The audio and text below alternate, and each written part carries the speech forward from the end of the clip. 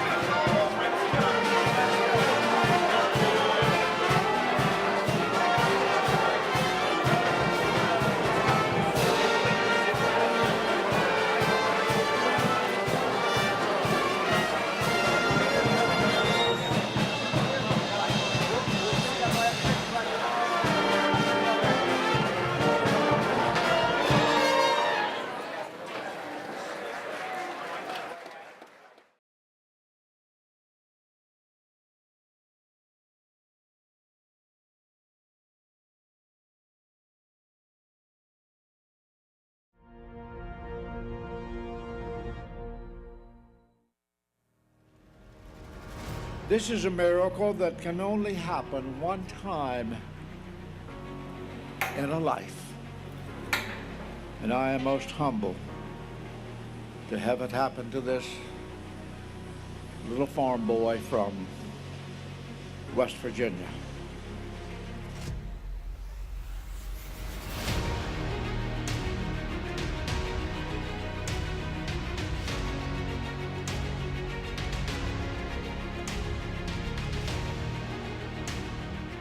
I was very surprised when I got a call one morning from the Secretary of the Navy, and he told me that they were going to name a ship with my name on it. A friend of mine, Ron Robleski, who was a Marine, and saw a ship, and he decided maybe we ought to get one with Woody's name on it. And I said, it's useless. You'll be wasting your time because you got to be dead to have a ship named after you, and I'm not going to die. But he went ahead. That was 1997. And then, out of the blue, here's the Secretary of the Navy telling me that. If I could have had a heart attack, I think I would. But I didn't. I guess it's the first time that somebody from West Virginia has been privileged to have their name on the ship.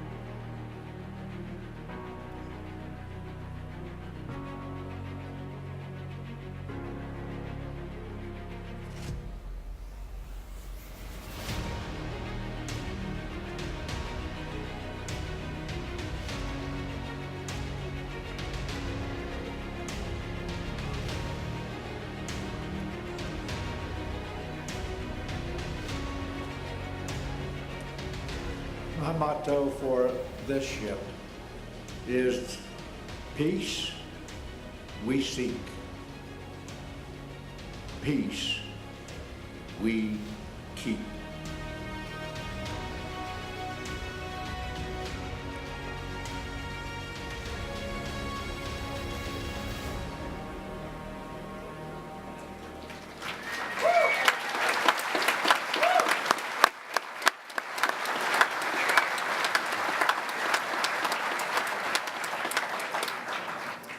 Good morning, ladies and gentlemen, and welcome to General Dynamics Nassco. We're pleased that you've joined us today for a part of a tradition of seafaring nations that goes back to recorded history. The christening of ships becomes great public events with large crowds assembled, and it became standard for champagne, the finest of wines, to be used for christening. So the tradition continues today as we are set to christen the USNS Hershel Woody Williams ESB 4.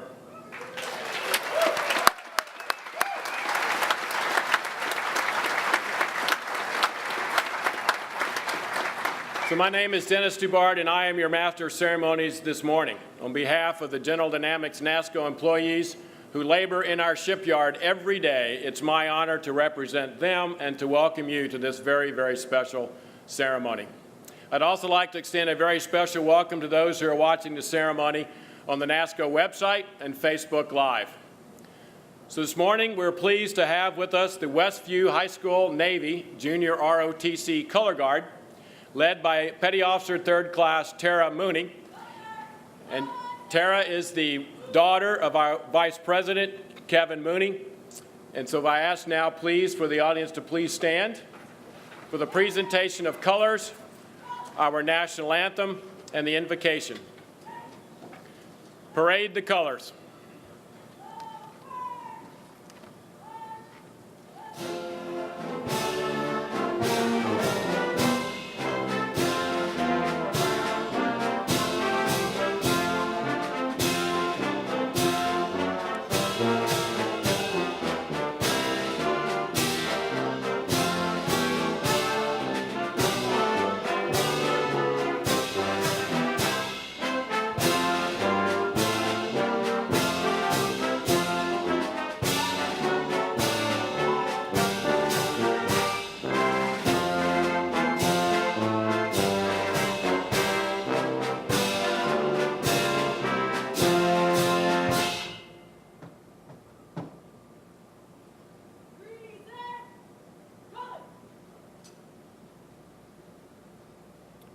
Ladies and gentlemen, our national anthem.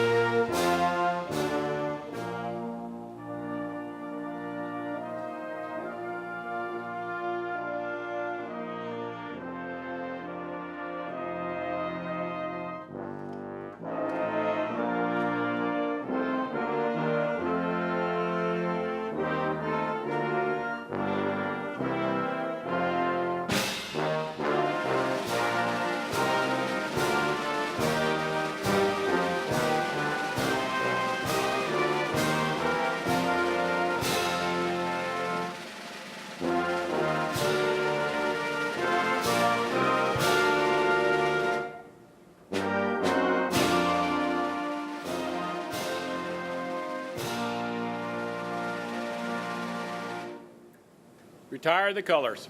Every color. Mark time, turn.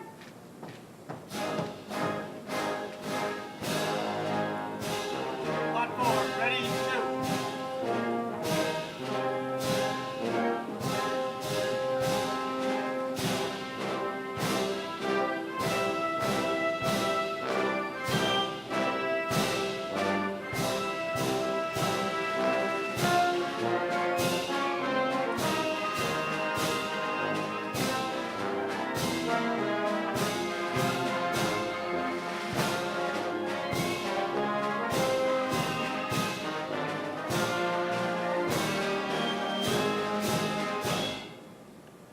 Captain Terry Gordon, Chaplain Corps, United States Navy, Navy Region Southwest, will now deliver the invocation. Chaplain?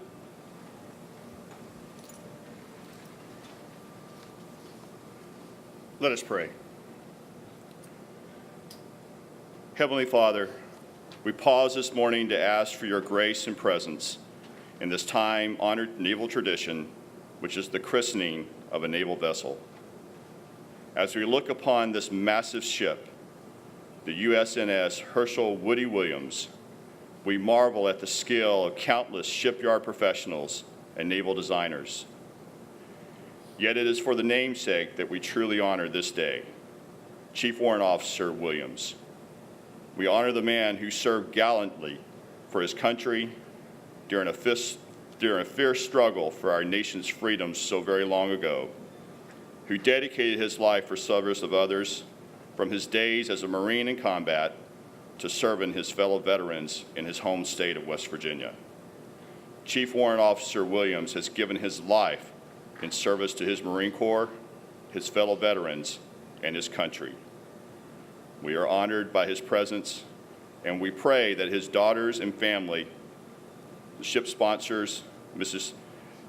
Tabby Ross and Miss Tracy Ross, see the pride that we have in their father in this ceremony today.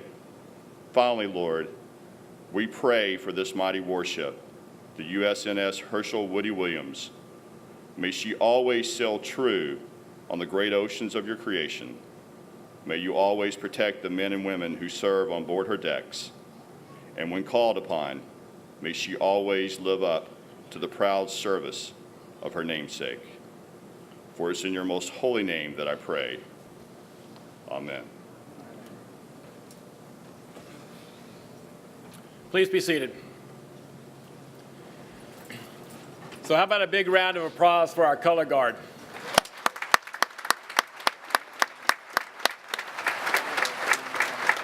We got two proud parents sitting right here in the front row with big grins on their faces. I'd also like to thank the band from Marine Corps Recruit Depot San Diego. Thanks, Gunnery Sergeant.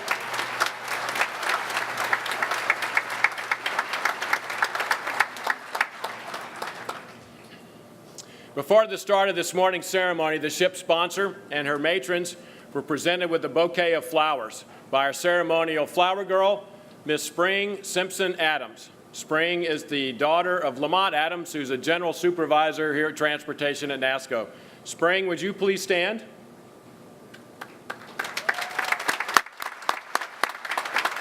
Thank you.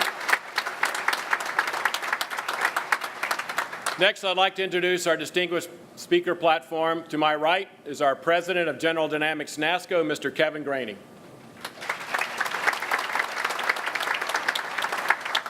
The next individual probably doesn't need an introduction. However, he is the ship's namesake and a patriot, and that's Chief Warrant Officer Hershel Woody Williams, United States Marine Corps, retired.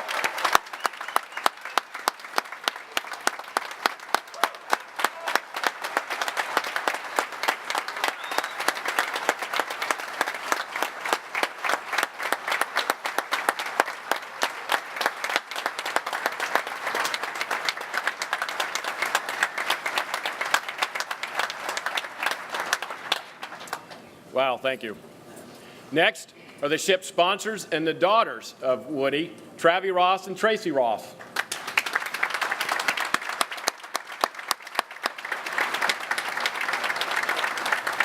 From Military Sea Lift Command, Rear Admiral Dee Newborn. And on my left is the principal speaker this morning, Major General Eric Smith, Commanding General, 1st Marine Division, Camp Pendleton, California.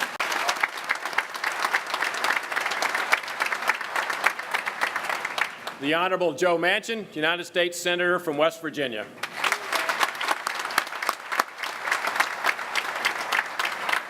The next one is certainly no stranger to San Diego. I know many of you in the audience recognize him. That's Vice Admiral Dixon Smith, United States Navy. Next is Ms. Gloria Valdez, Senior Executive Service, Deputy Assistant Secretary of the Navy Ships. From the Program Executive Office, we're Admiral William Galinas, United States Navy.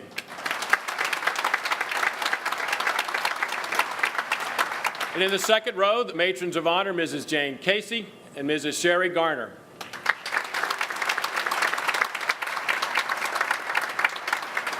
Representing the master and the crew of ESB4, we got the Chief Engineer, Richard Garrison, United States Merchant Marine. Our chaplain, Captain Terry Gordon, Chaplain Corps, United States Navy. Captain Scott Searles, United States Navy, Strategic Theater and Sea Lift Program Manager. NASSCO's very own Director of Government Programs, Mr. Steve Eckberg. And finally, Captain Joe Toot, United States Navy, Supervisor, Shipbuilding, Bath. So we're also honored this morning to have with us 3 crew members from the USS Arizona who showed extraordinary courage under fire on that fateful day back in 1941. Gentlemen, would you please stand? We have Lauren Bruner, Kenneth Potts, and Donald Dunn Stratton, right here in the front row.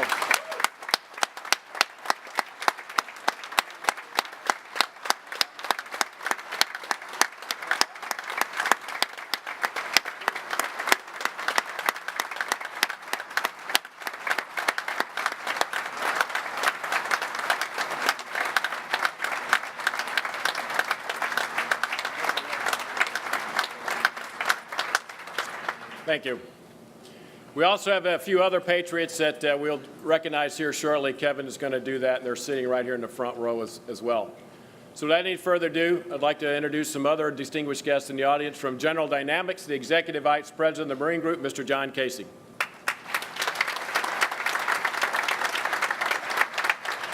The immediate past President of General Dynamics Nassco and Bath Iron Works, Mr. Fred Harris.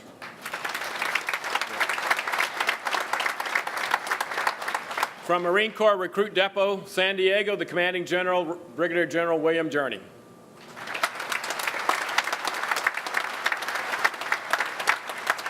From the Port of San Diego, the Vice Chairman of the Board of Commissioners, the Honorable Rafael Castellanos. And again, thank you all for attending today and your support of the men and women of General Dynamics Nassco. With us today also, we've got some prospective crew members from the ship, and I'd ask if the crew members, could you please stand as well?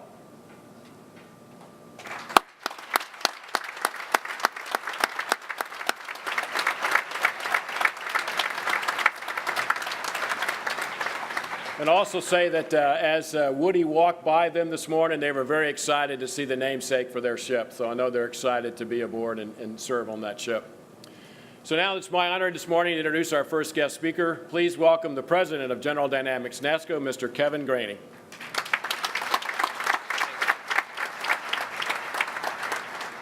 Thanks, Dennis. Good morning. Good morning. On behalf of the entire Nassco team, it is my distinct honor to welcome each of you to the christening ceremony of ESB4, the USNS Hershel Woody Williams. First and foremost, I must recognize our honoree, Woody Williams. Sir, welcome back to our yard and your ship. I must also recognize our sponsors, Woody's daughter, Tracy Ross, and her matron of honor and friend, Mrs. Sherry Garner. We also welcome Mrs. Travi Ross and her matron of honor and daughter-in-law, Mrs. Jane Casey. We're so pleased to have you with us today. I'm also pleased to welcome the Gold Star families who are able to join us today. Please know that the Nassco family gathered around you today grieves with you and honors the selfless devotion and legacy of your loved ones. If I may ask the Gold Star families in attendance, please to stand and be recognized.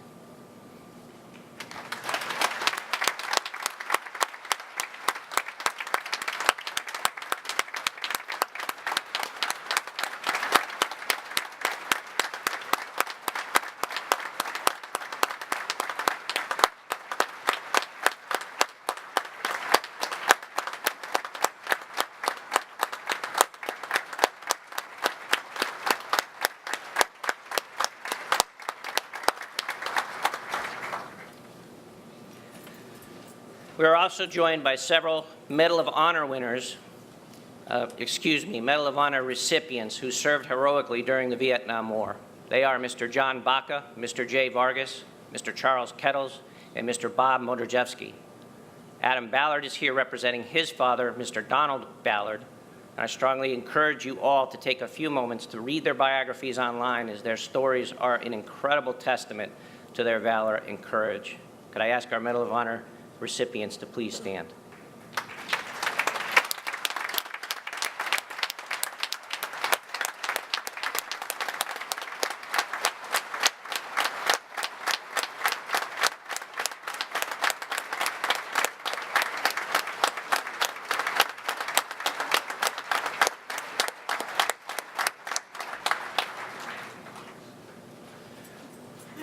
The Nassco team consists of some of the most experienced shipbuilders in America, and we are justifiably proud of every ship we build, but this one is special because of the namesake and what he represents as an American.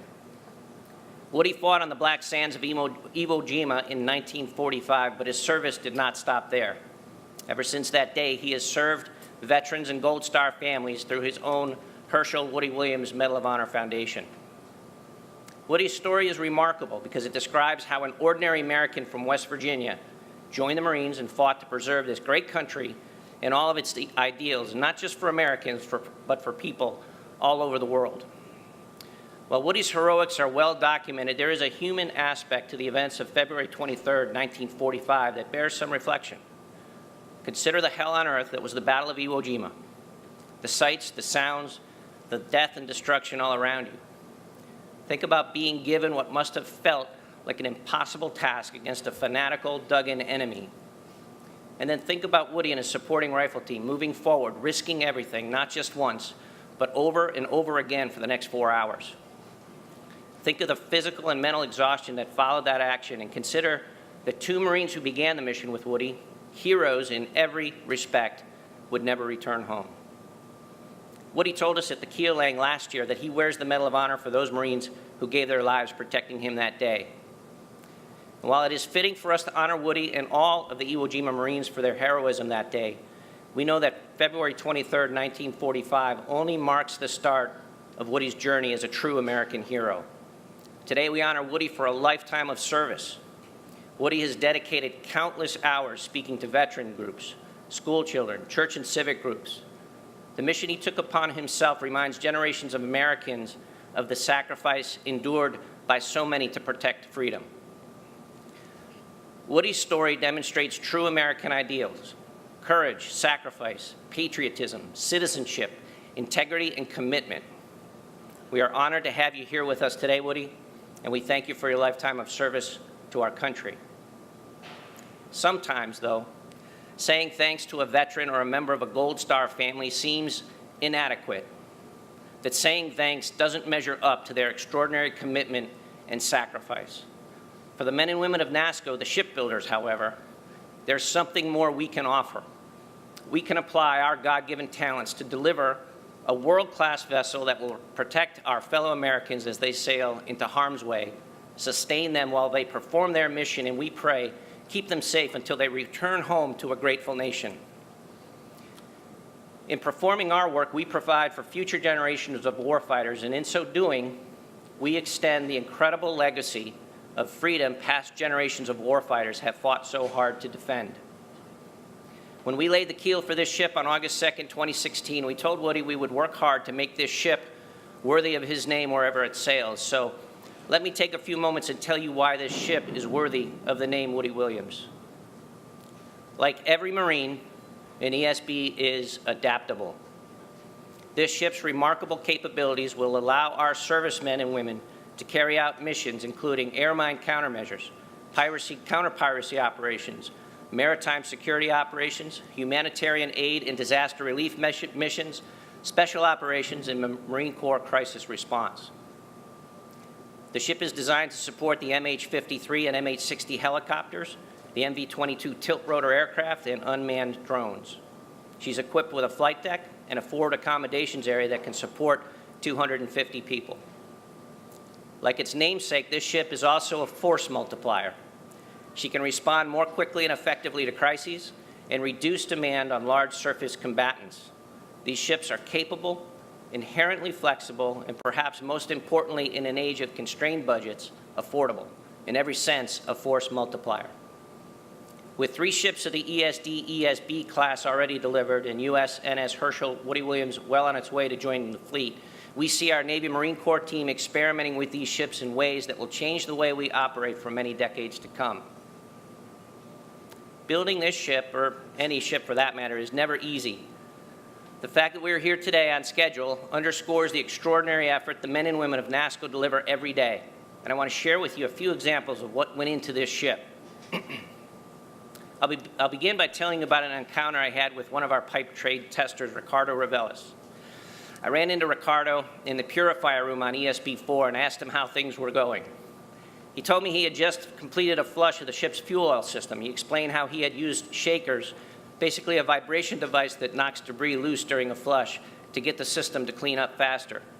And while there's nothing new about using shakers during a flush, Ricardo's initiative and deck plate leadership resulted in reducing the schedule duration for that flush by a full week, the best we've ever done. Ricardo's action had a multiplying effect. Getting it done early allowed his team to go after other systems, which resulted in even more schedule improvement, better quality, and reduced cost. Ricardo, on behalf of the pipe fitting and pipe test trades, would you please stand and be recognized?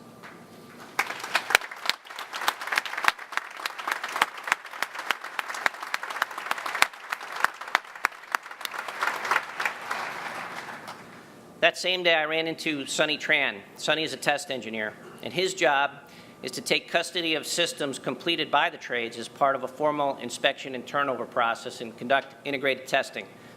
That day, he had just inspected the lube oil system and was ready to take custody of it, so he called his boss to tell him the news, and his boss asked him how many discrepancies he'd found. Sonny told him there weren't any. Now, those of you who've been in a management position getting that report would have probably done the same thing his boss did. He told Sonny he hadn't looked hard enough and that he needed to hand over hand it again. When Sonny found me, it was after he had completed the second walkthrough and still hadn't found any discrepancies. Sonny recognized the opportunity, the quality of our trade work created, and he's built on that opportunity along with the rest of the test and trials team to ensure this ship will be ready for sea trials ahead of schedule. Sonny, on behalf of the test and trials team, would you please stand and be recognized?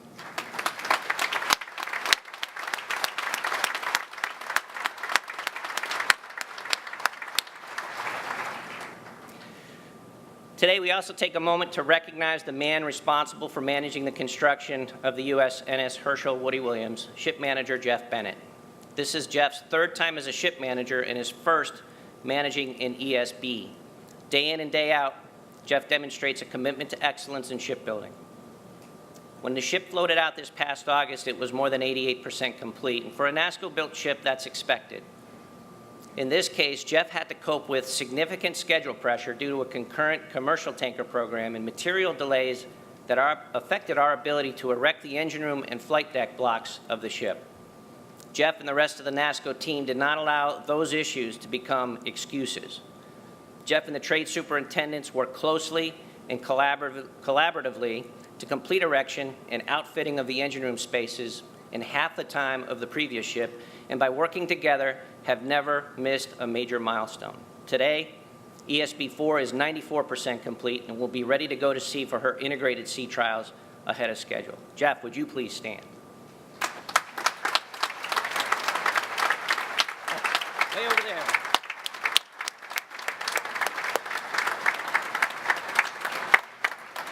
there. Way over there. Congratulations and thanks to you and the entire team for an outstanding job. Before I close, I'd like to share a personal reflection. Among us today, we have members of our nation's greatest generation from Pearl Harbor to Iwo Jima. You are heroes to freedom-loving people all over the world. We have our nation's youngest generation, represented by Tara Mooney and her team, presenting the colors. We have people from every generation and every walk of life in between, veterans, war heroes, mothers, fathers, sons, and daughters. You've met some of the incredible people who build these ships, like Ricardo, born in Tijuana, Mexico, and became a naturalized citizen in 2004. You met Sonny, who began life in Vietnam, was a Vietnamese refugee who came to America, served in our Navy as a machinist mate, and joined Nassco 25 years ago. we, the people here today, represent a diverse cross-section of the very best the greatest nation in the history of mankind has to offer. And what we christen today is not just a ship. It is the embodiment of American unity and purpose, a beacon of freedom that will carry Woody's legacy and the legacy of America to people all over the world. On behalf of the 3,200 employees and subcontractors of General Dynamics Nassco, I am proud to present the USNS Hershel Woody Williams for christening to our sponsors, Mrs. Tracy Ross and Mrs. Travi Ross. Thank you all.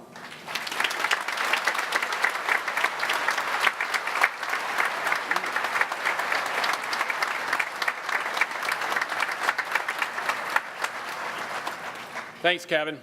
Our next speaker is Rear Admiral William Galinas, Program Executive Officer, Ships. Admiral Galinas is responsible for Navy shipbuilding, for surface combatants, amphibious ships, logistics support ship, support craft, and related foreign military serials. Admiral Galinas.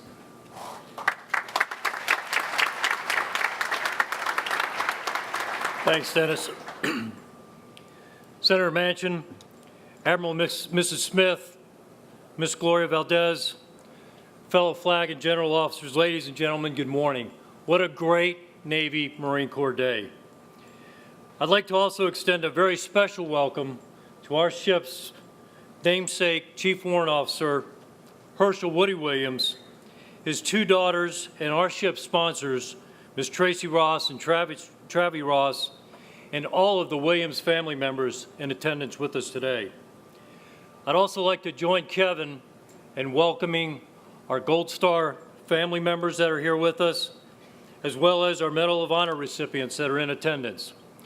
Colonel Bob Majeski, Colonel Jay Vargas, Lieutenant Colonel Charles Kettles, Specialist 4th Class John Vaca, Lance Corporal Adam Ballard, who's attending today on behalf of his father, Colonel Don Ballard. And I'd also like to recognize the survivors from the USS Arizona who are with us, Lauren Bruner, Ken Potts, and Don Strayton. We thank you all for your tremendous service, and it is a very, very privilege and honor to have you with us today. Thank you.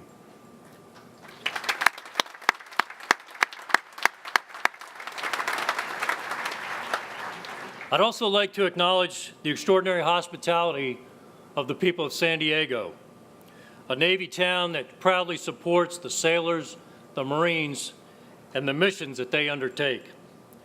Councilmember Bry, Commissioner Castellano, we thank you and your community for all that you do for us and that you will continue to do for this ship, the crew, and our Navy team. Today we take part in one of the Navy's most time-honored traditions, and I am very privileged and humbled to be here with you this morning as the Program Executive Officer for Ships, representing the talented group of men and women charged with managing the design and construction of our world's most advanced surface fleet. Shortly after Admiral John Richardson became our 31st Chief of Naval Operations, he delivered his design for maintaining maritime superiority, where he provided guidance as to how our most advanced surface fleet will continue to be the world's preeminent naval force for good. In that design, he outlined 4 core attributes that serve as our guiding criteria. These core attributes: integrity, accountability, initiative, and toughness. As we christen this ship this morning, we do so in the presence of a namesake whose life of service defines those core attributes. It was during the Battle of Iwo Jima that then Corporal Williams bravely risked his life to go above and beyond the call of duty in demonstrating the toughness as he took the initiative to move forward and neutralize the machine gun fire that was leveled on the U.S. forces at that time. The initiative and toughness that Corporal Williams demonstrated in February of 1945 continues today. His integrity and commitment to service, along with that of his daughters Tracy and Travi, our ship sponsors, is exemplified through their steadfast support of the Gold Star families through the establishment of the foundation that memorialized those who made the ultimate sacrifice and the families that stood by them.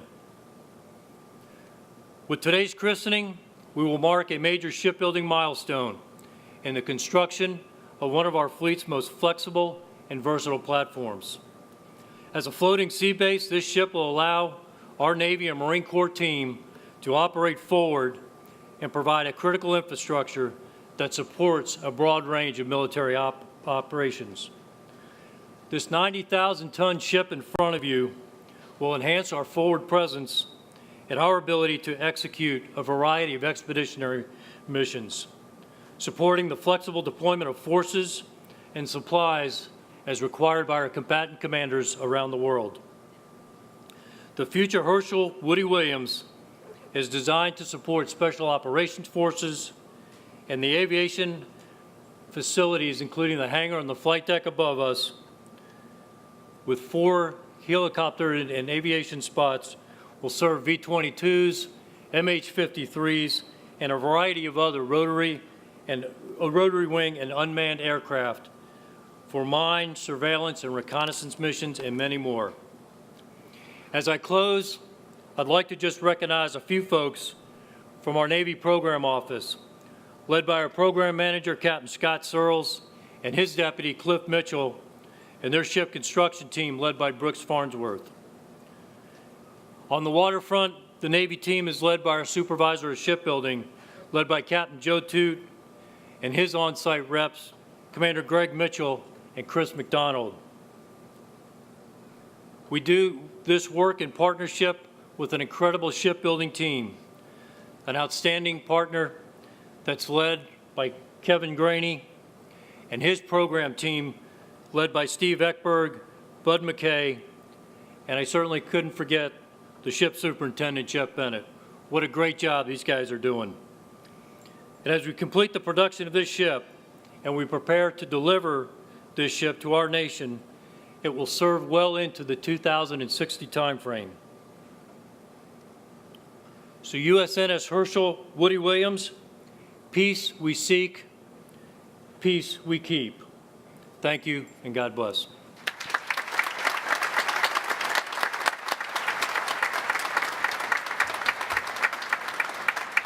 Thanks, Admiral.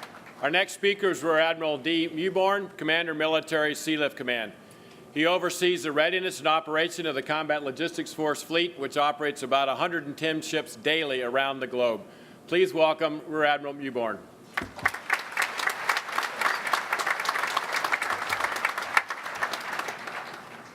Good morning. I'm honored to represent the men and women of Military Sealift Command in welcoming our second expeditionary sea base, the USNS Hershel Woody Williams. From her namesake's Medal of Honor citation, I quote, "Covered only by 4 riflemen, he fought desperately for 4 hours under terrific enemy small arms fire and repeatedly returned to his own lines to prepare demolition charges and obtain service flamethrowers, struggling back frequently to the rear of hostile emplacements to wipe out one position after another. If we operate this great ship with only a fraction of the skill, the tenacity, and the courage displayed by Woody Williams, our naval service will be well positioned to meet the challenges that lie ahead. Distinguished guests, fellow flag officers and military officers, and ladies and gentlemen, naval forces are critically important in building partnerships with our friends and allies, rapidly responding to crisis, deterring adversaries, and sustaining our forward presence. Ships like the Hershel Woody Williams enable Military Sealift Command to boldly sail the world's oceans, providing assured logistics and specialized support to the joint warfighter. However, world events continue to reinforce that we're living in a time of great uncertainty and increasing complexity. Today's maritime systems have become more heavily used, more stressed, more contested than ever before. With the rise of near-peer competitors, we can no longer presume dominance in space, in cyber, on the air, the sea, and under the sea. At Military Seal of Command, our mission is to empower the global warfighter 24/7, 365. And I'd say we are the best in the world at what we do today. However, our potential competition is increasing their capability at an exponential rate. New operational concepts and innovative thinking are needed to ensure mission accomplishment. So at MSC, we're adapting to the changing operational environment. One of our priorities is to develop tactical capabilities that support future warfighting. Like her sister ship, the Louis B. Puller, who is currently operating today in the Middle East, the ship behind us will provide those capabilities, giving us a competitive edge against potential adversaries. Through her unique combination, as you've heard this morning, of aviation support, equipment staging, command and control, and of course, a well-trained crew, this expeditionary sea base will provide our leadership with options. The construction and delivery of ships like the Hershel Woody Williams are possible through our highly effective partnership with industry, like the team here at General Dynamics Nassco. I'd say more partnerships like these are needed to collectively ensure mission success in a contested environment. MSC alone cannot overcome the challenges we now face, but united with our partners, there is no mission that cannot be accomplished. I want to thank the dedicated men and women who built this magnificent ship.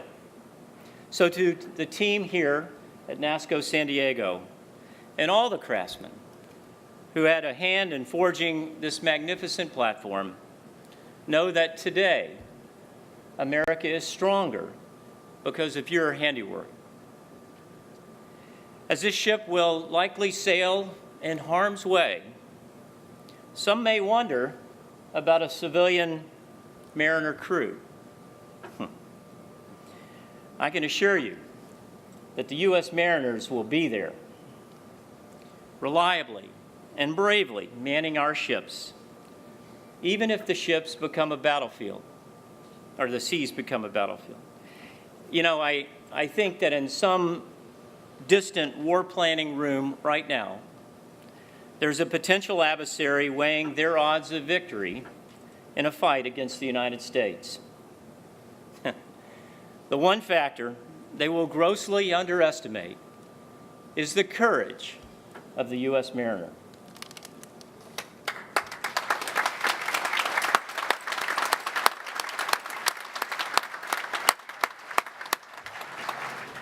The christening chief engineer, Richard Garrison, sitting over here on the platform, and the crew that's here today of Hershel Woody Williams represent the thousands of civilian mariners and staff of Military Seal of Command who remain ready and relevant and resolute. Finally, I'd like to also thank the ship's sponsors, Travi and Tracy. Today's ceremony marks the beginning of a special lifelong relationship that you'll have with this ship and her crew. So in closing, may God bless the Hershel Woody Williams, the men and women who built her, the joint warfighters who sail in her, the mariners who give her life, and the country for which she sails undaunted into the challenges ahead. Thank you.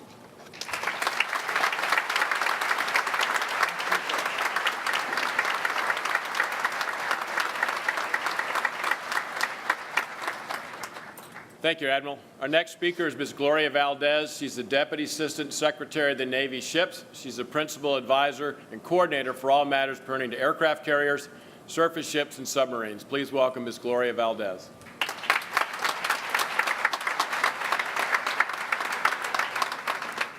Thank you. To our sponsors, Mrs. Travi Ross and Mrs. Tracy Ross, Chief Warrant Officer Hershel Woody Williams, the Honorable Joe Manchin, other distinguished platform guests, Medal of Honor recipients, survivors of the battleship USS Arizona, and our many distinguished guests in the audience who have come to San Diego to witness the christening of this magnificent ship. Good morning. As we celebrate today, it's an honor for me to stand here before you in San Diego representing the Secretary of the Navy and the very large acquisition workforce. So on behalf of Secretary of the Navy Richard Spencer, at this great christening of the ship Hershel Woody Williams, I thank you for joining us. It is appropriate that we remember and say thank you to the thousands of deployed sailors, Marines, soldiers, airmen, and yes, our merchants, our U.S. merchant mariners, who along with their families are sacrificing so much to keep this great nation free. And to all of the veterans in the audience today, we thank you too for your service to our nation. I also want to thank our hosts here at General Dynamics Nassco San Diego, who have arranged today's wonderful events, and to all the men and women responsible for your craftsmanship of the Hershel Woody Williams. As you know, shipbuilding is a team effort, and it takes a strong, dedicated Navy and industry team to build our nation's fleet. It takes perseverance, hard work, attention to detail to meet every inch stone in a ship's life that ultimately gets us to a milestone event such as today's christening. So to the men and women of General Dynamics Nassco, the supervisor of shipbuilding, and the Navy Program Office, I congratulate you on another job well done. And with this christening, we also celebrate the namesake of this formidable ship, Chief Warrant Officer Hershel Woody Williams. Chief Warrant Officer Williams is a Purple Heart recipient and received the Medal of Honor for his actions in the Battle of Iwo Jima during World War II. He is the last surviving recipient of the Medal of Honor from that battle.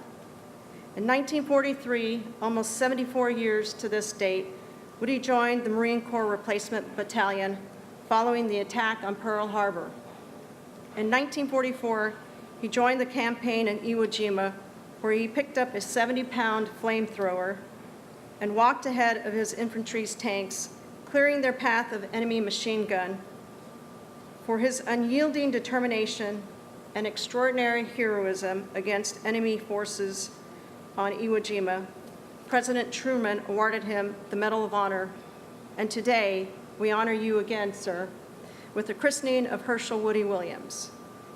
Much like Woody's undaunted courage, intrepid fighting spirit, and unwavering devotion to duty, for decades to come, the USNS Hershel Woody Williams will bravely sail our seas and proudly serve our country. ESB 4 will carry her namesake's legacy over many oceans and seas as she empowers our sailors, Marines, and mariners to protect our great nation.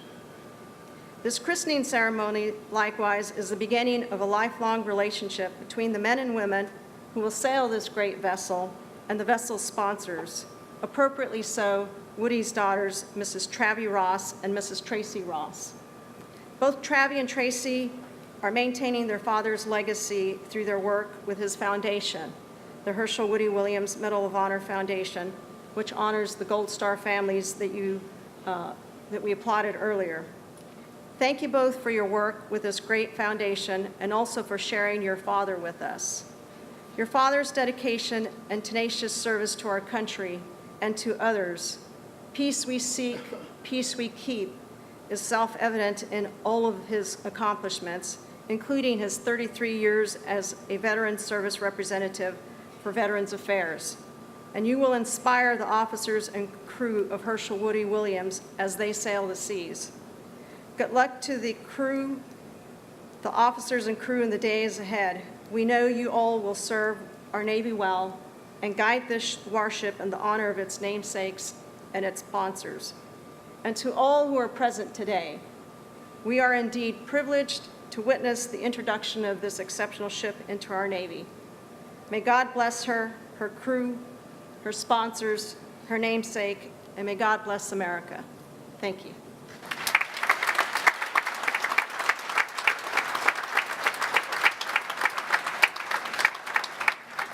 Next is Vice Admiral Dixon Smith. He is the CNO's Deputy for Fleet Readiness and Logistics and the resource sponsor for energy programs, environmental, and shore readiness. Please welcome Vice Admiral Dixon Smith.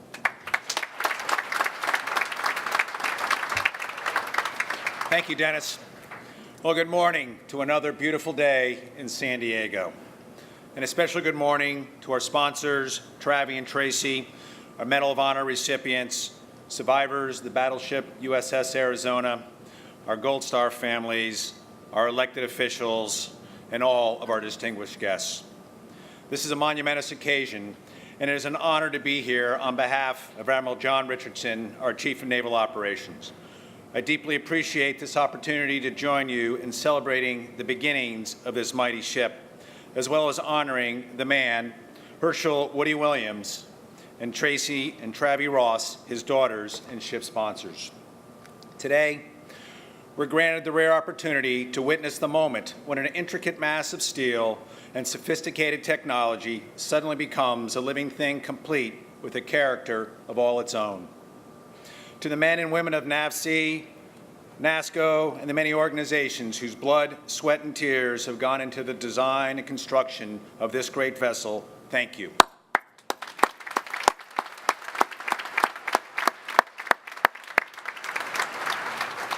Every ship has a sponsor, and it is said that the sponsor's spirit and presence will guide the ship throughout its service life, and she will watch over the welfare and embark civilian mariners, sailors, and Marines.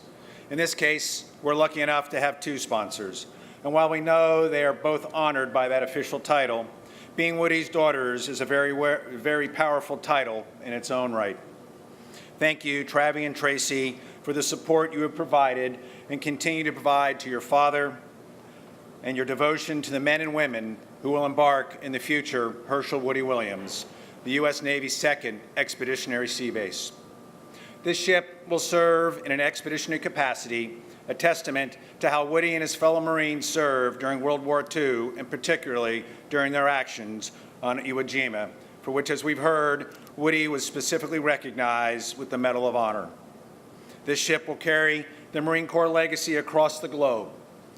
At Woody's Medal of Honor presentation, General Vandergriff, the Commandant of the Marine Corps and fellow Medal of Honor recipient, told Woody that the medal is about all who have sacrificed. This ship is also about all who have sacrificed. This ship is a lasting monument and memorial to the men who fought alongside Woody during World War II. Hershel Woody Williams will lend the strength and fortitude of America's greatest generation to the men and women who walk the decks of this ship. Every naval ship stands at a crossroads between past and future. Hershel Woody Williams is no exception. Vessels of the U.S. Navy contain the most modern technology, but still rest on the strongest foundation of naval traditions like keel laying, launching, mast stepping, and commissioning. This is the evolution of a naval ship, events that forever bind the builder, the sponsor, the namesake, and the crew. Today's event is one small but important marker in what will be Hershel Woody Williams' legacy. The Secretary of the Navy's instruction on christening states that the christening ceremony marks the traditional transition of the ship from new construction phase to its comprehensive test and trials phase, moving from a mere hull number to a ship with a name and spirit. But traditions alone do not give the ship her strength. The strength of a ship is not just in the temper of the steel, but more so in the temperament of her crew. We ask sailors, Marines, and civilian mariners to be courageous, fearless, bold, and relentless. And they deliver each and every day. Those same qualities define the heart and soul of this great ship. The crew will write this ship's first chapter through the highest standards of honor, courage, and commitment. These standards and your example will guide this ship and all who serve aboard her. The synergy of this ship and her crew will allow the Hershel Woody Williams to eventually sail to tip of the spear, ready if called into harm's way. Woody Williams knows what it's like to have been in harm's way. And when he left Iwo Jima and was returning to the United States, I understand that Woody sat next to a recently released prisoner of war who shared with him that you never know what freedom is until you've lost it. I'm here to tell you that Hershel Woody Williams is one of those ships that will make sure Americans are never again put in a position to lose their freedom.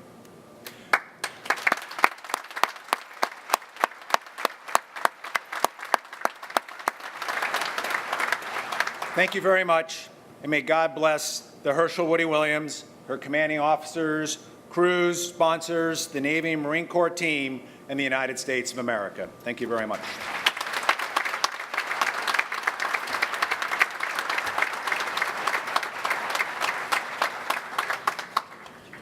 Our next speaker is the Honorable Joe Manchin from West Virginia. Senator Manchin was first elected to the Senate in November of 2010.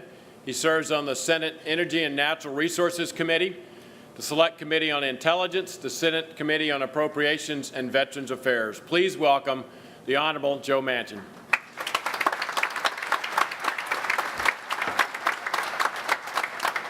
First of all, I want to thank all of you who attended today and came here in tribute to Woody, and to all the veterans who have given so much for all of us to be able to be here today and the freedoms that we enjoy and take for granted, so many of us in America. I also want to thank the greatest military might the world has ever known in our Navy, our Marines, our Air Force, our Army, our Merchant Marines, all of those who serve, continue to serve, and have served in the past. I'd like to thank all of Woody's family who've included me in part of this and made me feel like part of the family also. Woody and I go back many, many years through many things in West Virginia. There's only so many of us, about 1,850,000. We all know each other. But with that being said, I would like for all of those who are Woody's family to stand first, and all West Virginians or connections to West Virginia to stand and be recognized. So if Woody's family would stand first, all those are his family. Now anybody West Virginia connections?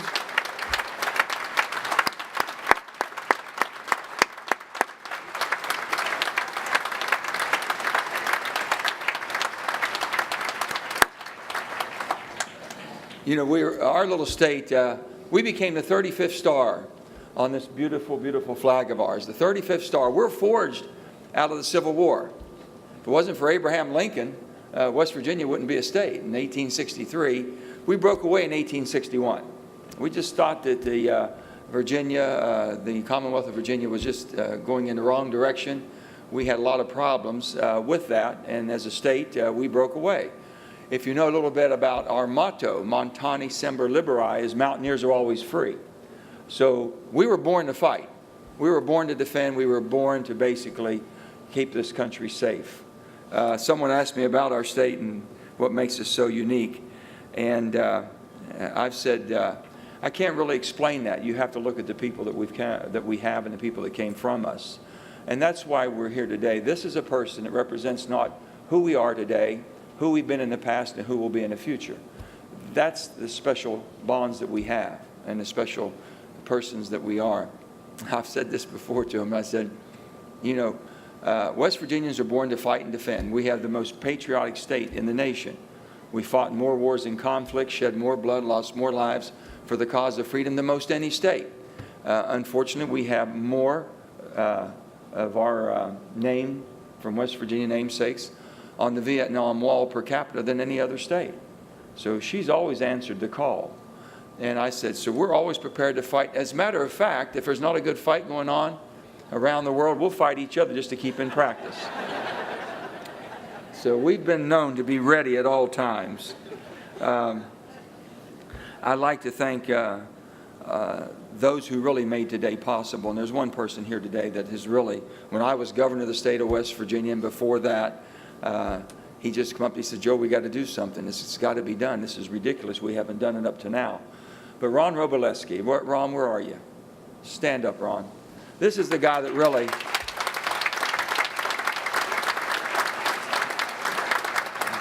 not only, you know, we all have dreams and we all have a passion, and we all, sometimes you follow your dream. Not only did he have a dream, he had a passion, but he made a commitment that will make this happen, and we did. How I became involved to the point that I was in my position in the state of West Virginia, I am very much connected with the veterans and very much committed in doing everything I can to support our veterans. But we had always been working on this. Ron had always kept this on the forefront. And then Ray Mabus, a former governor. Governors have a certain tie, and I've said this, there's a certain bond between governors. There's only 50 of us, and there's just doesn't care about the politics. It's the most nonpartisan group you ever meet. And Washington could use a good dose of that, too. And with that being said, so Ray and I were talking.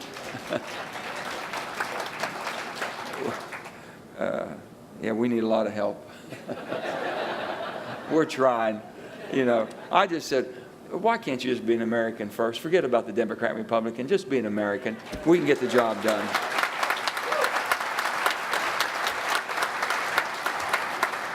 But Ray and I were together one day, and it was, I think, 2015 or so, and I said, Ray, it's just time to get this done. This has been going on for far too long. There's not a better person and not a more deserving human being than my friend Woody Williams. I might be a little bit partial, as most West Virginians are, but Woody basically is a person that not only signed up to serve, he never quit serving. So he did his 20 years, and after that he kept serving even more. To this day, he's still serving. When I asked Woody to take over when I was governor, I said, Woody, I want you to help my veterans group. I want you to make sure every veteran in West Virginia, no matter what branch of service, that we take care of them, we never forget them, we never leave them. Our Gold Star families, we'll make sure that we honor them. And today, we do a motorcycle ride every year. And we raise money for our Gold Star families so that they can have the support they need. Woody's there with me every time. He's never, ever, ever forgot who we are. I could go on and on and on about Woody. You've heard all of the accolades and all the things and heroic efforts that he's had and what he has done. I have had many opportunities to enter things into the congressional record. Usually those of us in Congress, in the Senate, and in the United States Congress, we have the ability to say there's something special that we want to be made sure is in our records that are there for many generations to come we'll always see.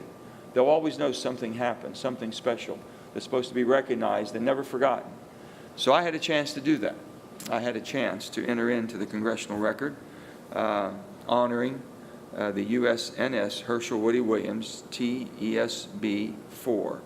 And I did that on October the 18th. And I have this presentation to make, this congressional record, that'll be there for all generations, all the Williams family, another 90 years from now, 90 years after that.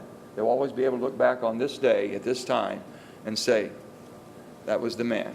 It was the man that made it happen. He's the man that gave us the freedom, willing to sacrifice his life, and never, ever asked for anything back in return. He represents the greatest generation that the world has ever known, the greatest generation the United States of America has ever known, a generation that never said, hey, it's somebody else's fault. It's somebody else's responsibility. I didn't do that. That's not my job. That's a generation I never heard that from. Never, ever, one time. So when Tom Brokaw wrote his book, he wrote it with Hershel Woody Williams in mind. So with that, I give you the greatest friend that the state of West Virginia's ever had, the greatest military representation of this great country, of who we are as a people, and why we still are the hope of the world, Hershel Woody Williams.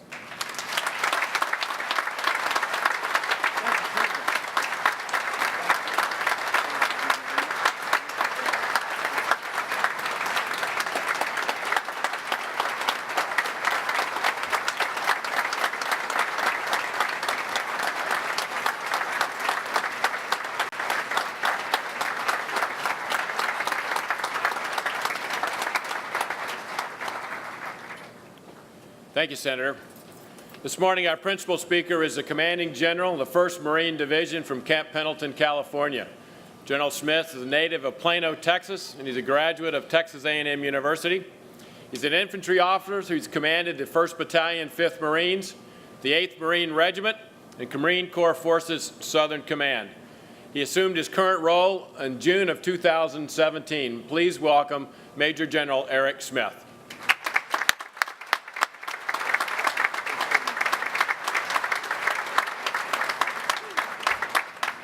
Hey, good morning, everybody. This is a Great day. This is a great day. If you've got an iPhone, if you've got a camera, you should take as many pictures as you can humanly take, because you're sitting in the presence of 5 Medal of Honor recipients and 3 veterans of the USS Arizona. That day for you will not come again, so you should take this opportunity.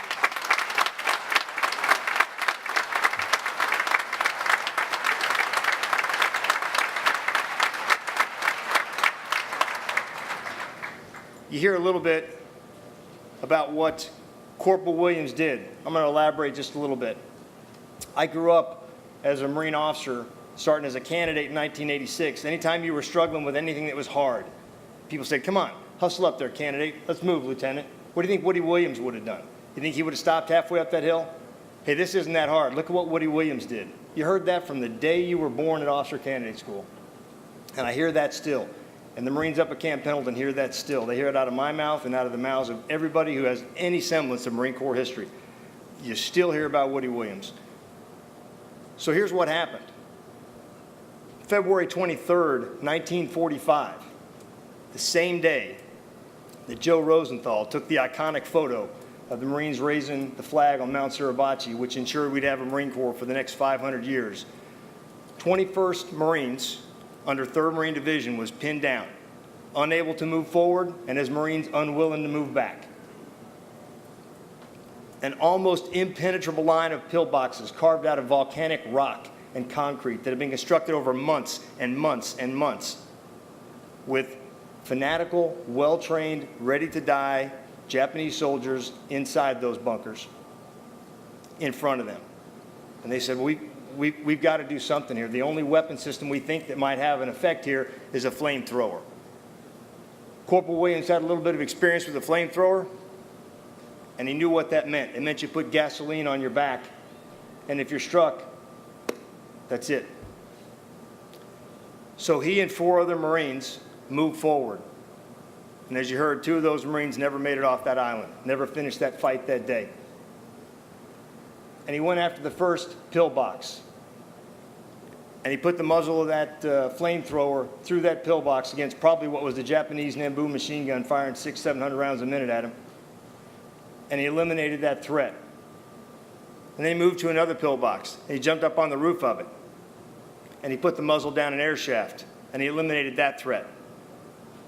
And then infantrymen charged at him. And he charged right back. And he eliminated that threat. And then he went to the rear because his flamethrower was empty. Now that would have been enough for any normal person. Any superhuman would have stopped right there and people would have said, you know what? That's probably worthy of the Medal of Honor right there. But he picked up a second flamethrower. And he attacked again, knowing exactly what he was getting in for. And he emptied that flamethrower. And he did it again and again and again, until he had used 6 flamethrowers. And the pillbox was open.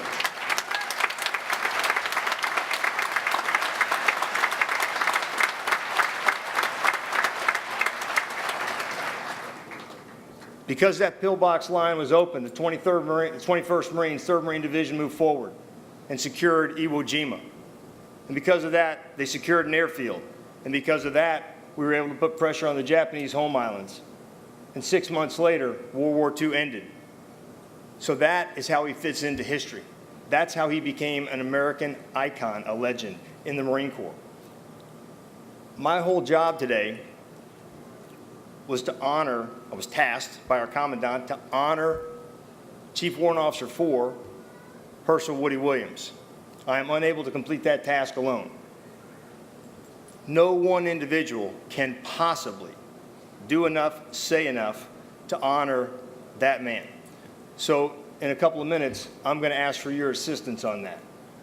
And possibly, if we are collective in our efforts, we might be able to demonstrate a small bit of our appreciation. So I just described what Corporal Williams did that day and how that affected you. Here's what that really means to you. If you drove in this morning unaccosted, freely, on the highways and the freeways here, you can thank that man sitting right there.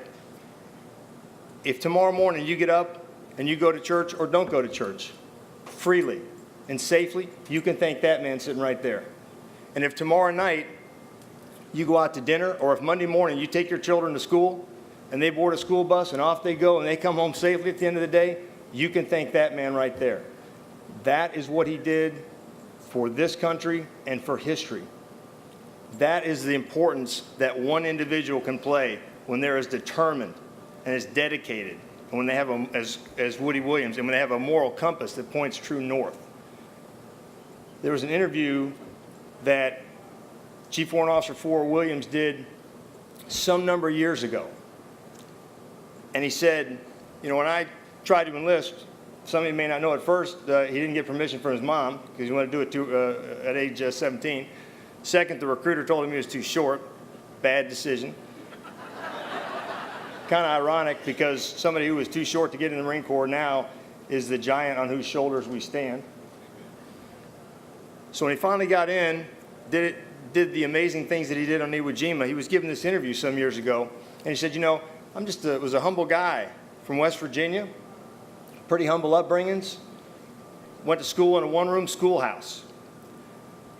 I didn't even know there was such a thing as a Pacific Ocean when I joined the Marine Corps. After World War II, he knew just about every bit of the Pacific Ocean. What's kind of an ironic turn of events is pretty soon, every bit of the Pacific Ocean is going to know that we have this thing called a Hershel Woody Williams, because they're going to see it out there every day. And the top secret thing is we actually have two of them. And they are both made out of steel. So ladies and gentlemen, this is the part where you come in. So I've described what this man did for you and for us. And so I'm going to read out his name. And I'm going to ask you to get on your feet and to be so loud that the noise complaints will pour in from as far north as Los Angeles.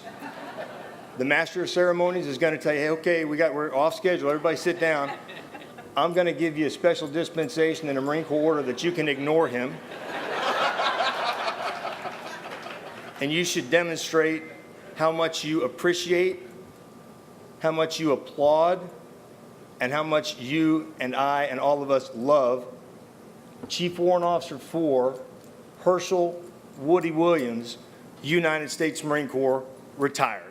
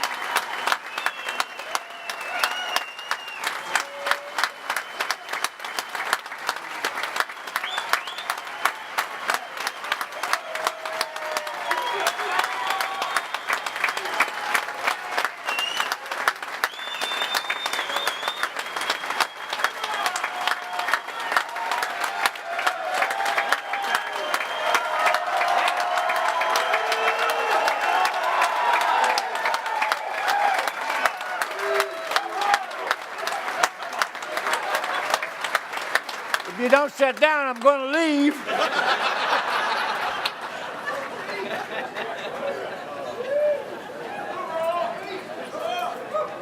So, okay, here's the MC Killjoy. I don't think I can top that. Woody, come on up, it's your turn.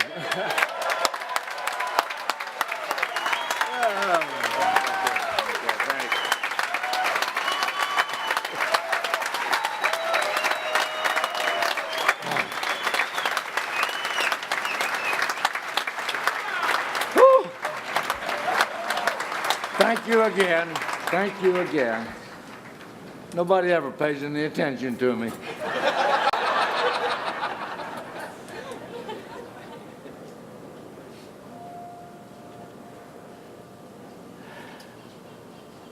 What I should do is say thank you, thank you, thank you. Now you can go home.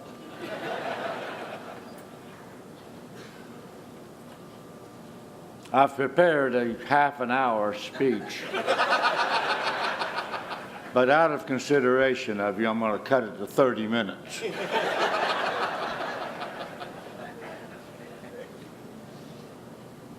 I think one of the things we ought to change in America, very simple, they ought to have short podiums.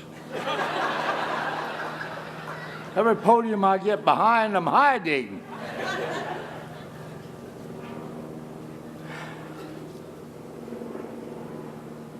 I want you to use your intellect and your imagination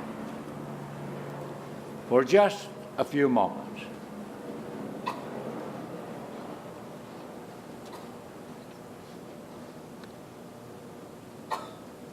I want you to imagine in your mind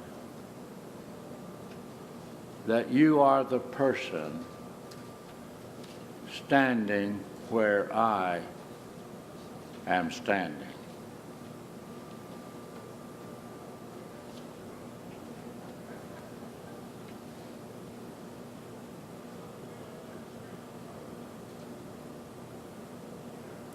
It is very difficult to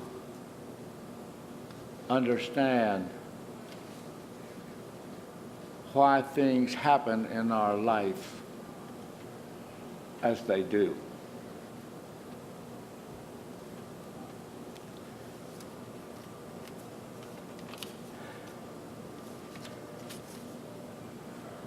In April 1945, a Marine captain took a little short lead pencil and began writing on a piece of paper laboriously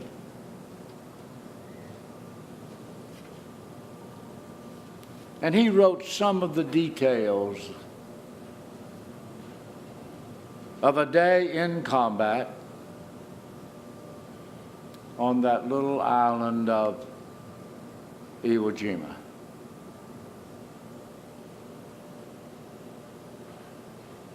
He could not have known at that time the impact he was going to have on the life of the individual he was writing about.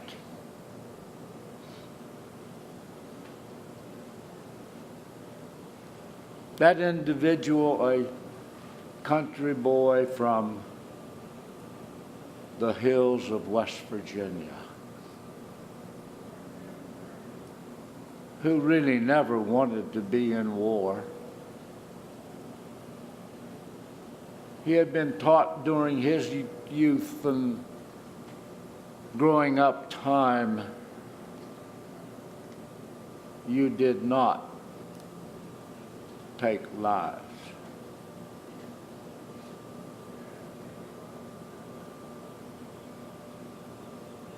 I assume he was trained the same way that this country boy was.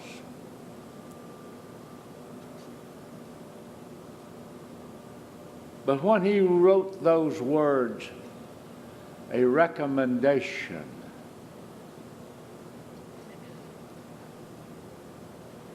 to have that individual receive our nation's highest award that a grateful nation can bestow.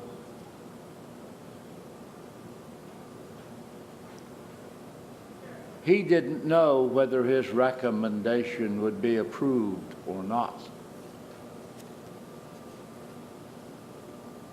But as a result of his effort, we are here today.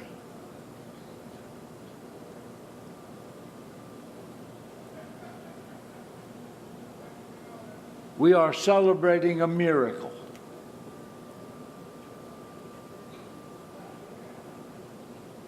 A miracle as a result of his pencil-written words. Captain Donald Beck must also be this day celebrating in heaven for his labor of love.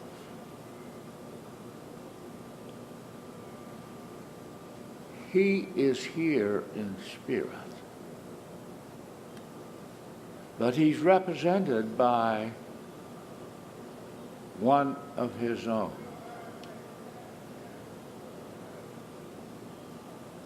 A son, Barry Beck. Would Barry Beck and his bride please stand so we can recognize you and celebrate your being here.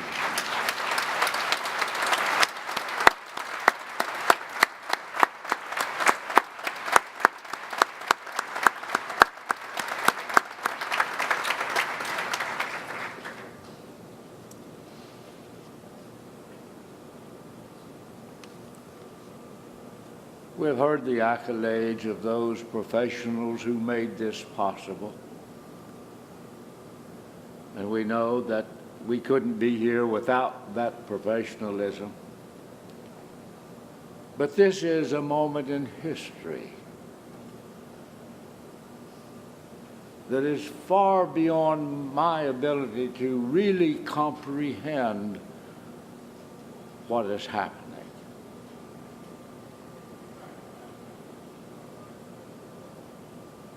Many of us have experienced miracles in our lives. Some are very life-changing. As experienced by many members of the armed forces. And many of them occur just because of other people. I've had a great number of miracles happen in my life. One because my fellow Marines and Captain Beck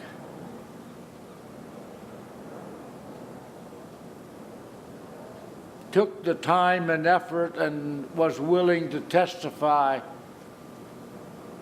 what took place on that little island on February the 23rd, 1945. Their witness and testimony enabled me to receive this which I wear around my neck.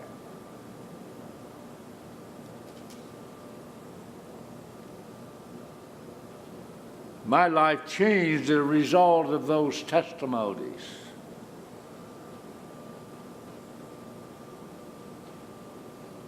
Just learned two of those Marines who sacrificed their life that day protecting mine. We now know who they were after all of these many years.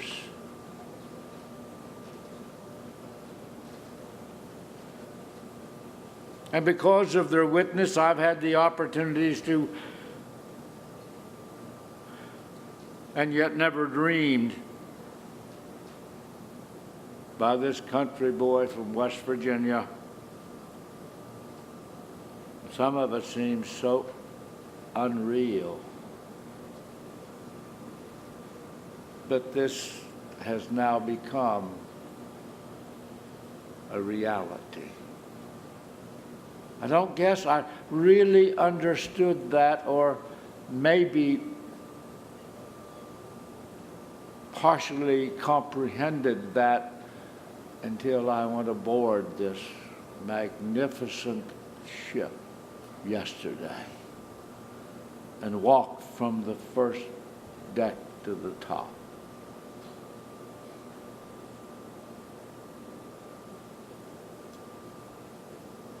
The miracle that we are celebrating today is another one that could never happen in any place but in America.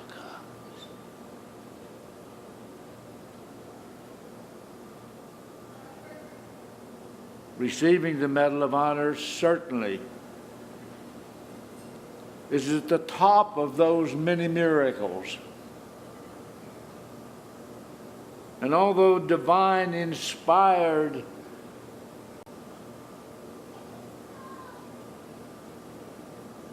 this ship now bears my name.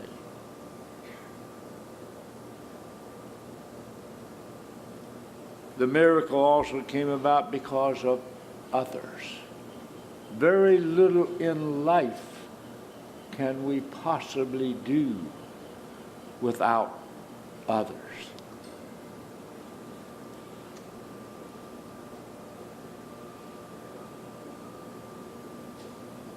In 1997, just a normal, common individual West Virginia hillbilly decided he wanted to do something for a friend. And he took on the role to get this ship with my name on it. There's no way in the world I can possibly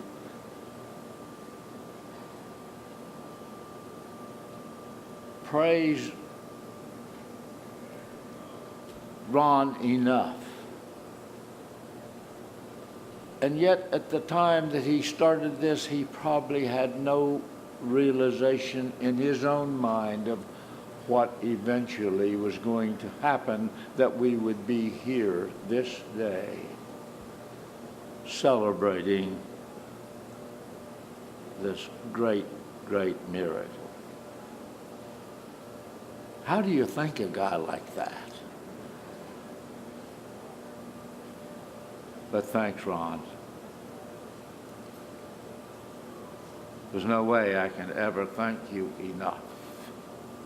But I'll keep doing it.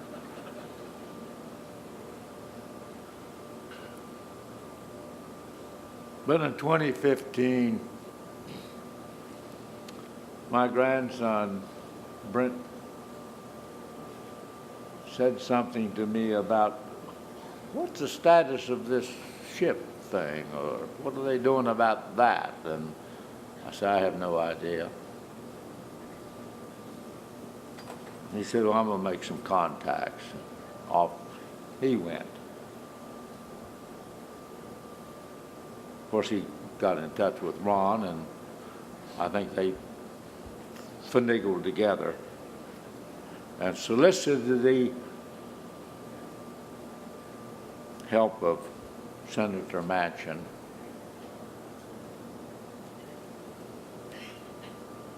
And of course, he happened to be a good friend of Secretary of Navy, and that does help.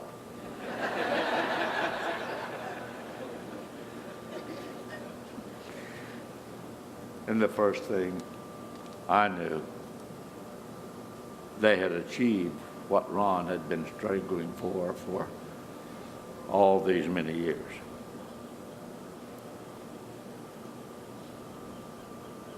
To all my friends from West Virginia, and we have a number of them who have come to be a part of this, but we have others from many places all around the country. Even Minnesota. Thanks, Lefty.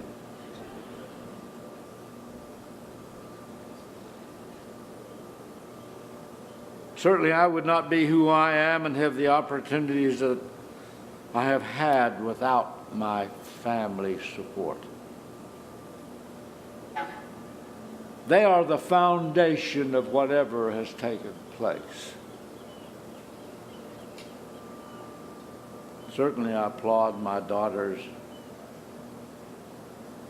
Travi and Tracy, and I've called them by the wrong name most of my life. Could I give newlyweds a bit of advice? Don't name your children with similar names.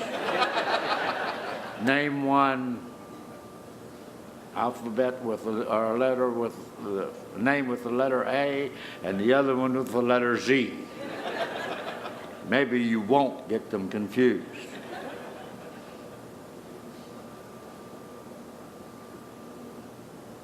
I've got 5 grandsons here and 2 great-grandsons. Never dreamed that would happen either. I'm looking for a granddaughter. That's just a secret.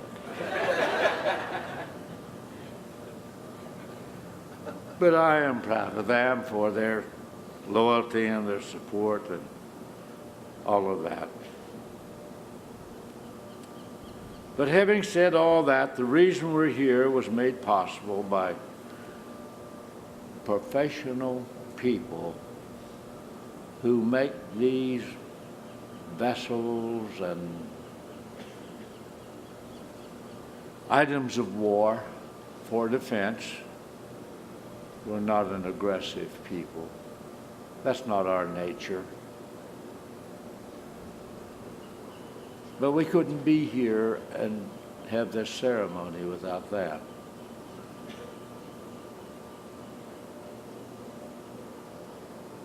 I know we have thanked them, but could we do it again, just to make them feel good?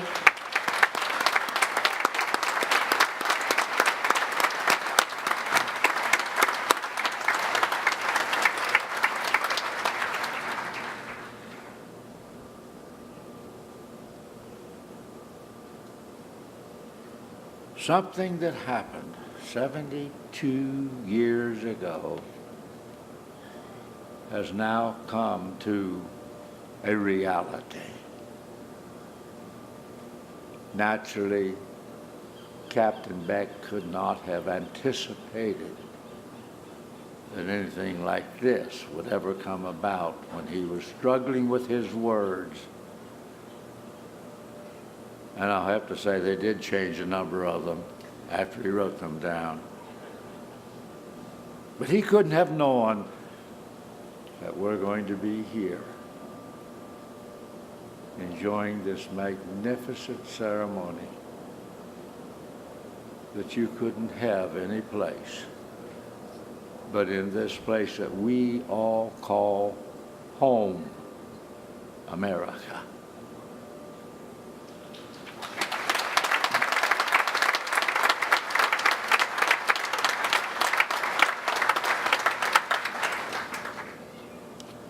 May the crew who were here thank you for being willing to do your duty.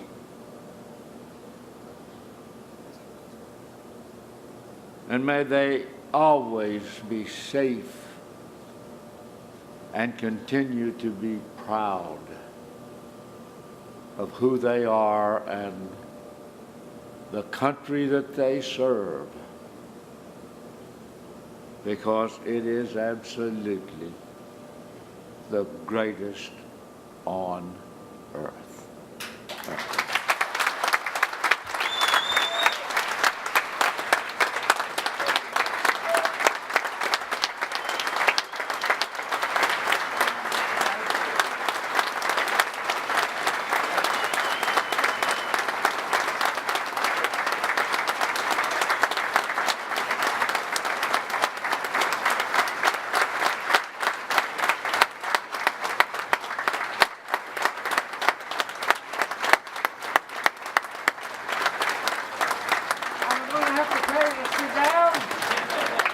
Woody just ordered us to sit down. Thank you. You're welcome. Okay, now we got some work to do. Travi and Tracy have been sitting there very patiently, and now it's time for them to go to work. So Kevin, if you would please escort Travi and Tracy. And we got an opportunity to bring this ship to life. And while they're making their way to the platform, let's hear for a minute or so from the Marine Corps Band, San Diego.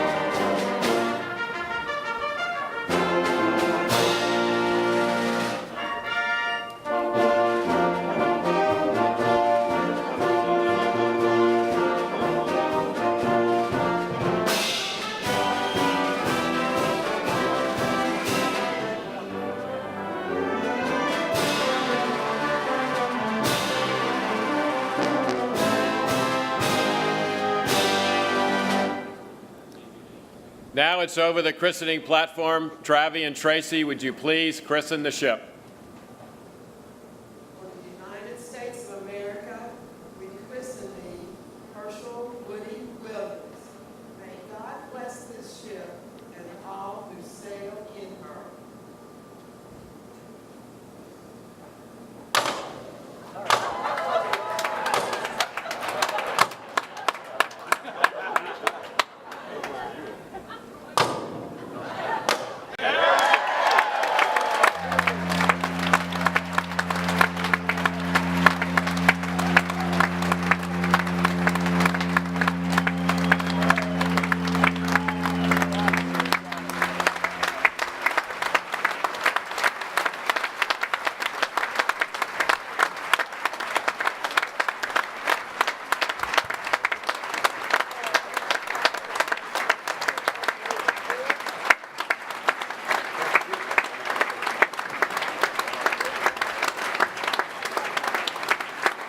We have now christened the USNS Hershel Woody Williams. May God bless her and all that sail in her. Thank you again, everyone, for coming. On behalf of the men and women of General Dynamics Nassco, thank you for being here today. We really appreciate it. Thank you very much. This concludes our ceremony.